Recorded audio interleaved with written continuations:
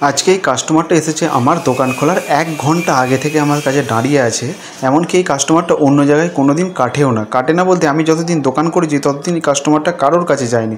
তাই ও 1.5 থেকে 2 ঘন্টা দাঁড়ানোর পর না আমি ওকে বলেছিলাম, ভাই তুই একটুখানি ধৈর্য ধর, তুই যে কাটিংটা বলবি আমি সেই কাটিংটাই তোকে আমি করে দেবো। এই ভাইটা আমাকে একটা ইনস্টাগ্রাম থেকে একটা ভিডিও দেখিয়েছিল। সেই ভিডিওটার মধ্যে দেখানো আছে যে আন্ডার কাট করা আছে। তো আন্ডার কাটটা এমনভাবে করা আছে সেটাকে বলা যায় যে হাই ফেড হেয়ার কাট।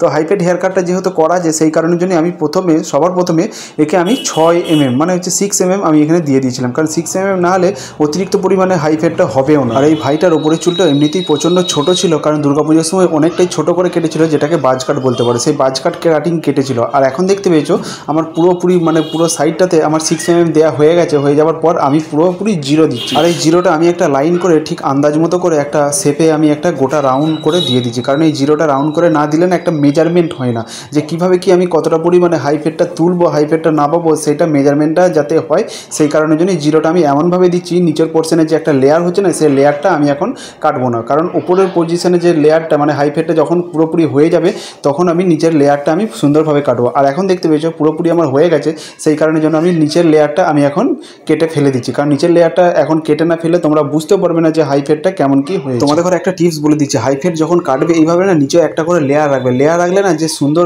যে গোল বা ভি আকৃতি যে কোনো একটা শেপ তোমরা যদি রাখতে চাও না সেই শেপটা সুন্দরভাবে রয়ে যায় যদি তোমরা নিচে একটা লেয়ার রাখো। লেয়ার না রাখলেও পারো বা রাখতেও পারো। তোমরা যদি নতুন নতুন শিখতে যাও তাহলে একটা তো আমার মতে বলে একটা লেয়ার রাখা অবশ্যই দরকার, যাতে তোমার চুলটা বা কাটিংটা খুব সুন্দরভাবে হয়। আর এই ভাইটা আমাকে বলেছিল যে দাড়িটা রাখার জন্য, কিন্তু আমি বলেছিলাম রাখতে হবে না, যেহেতু দাড়ির পরিমাণে একদমই কম আছে সেই জন্য বলেছিলাম যে ক্লিন শেপ করে যদি গোঁপটা সুন্দরভাবে রাখা হয় তাহলে পুরোপুরি আর্মিদের মতো দেখতে লাগে। তোমরা এখন ভিডিওটা দেখতে থাকো, আমি আর বেশি বকছি না। ভিডিওটা যদি ভালো লেগে থাকে অবশ্যই চ্যানেলটা একটু ফলো করে দিও, আর এরকম নিত্য নতুন ভিডিও দেখার জন্য তো অবশ্যই একটা করে লাইক দিও।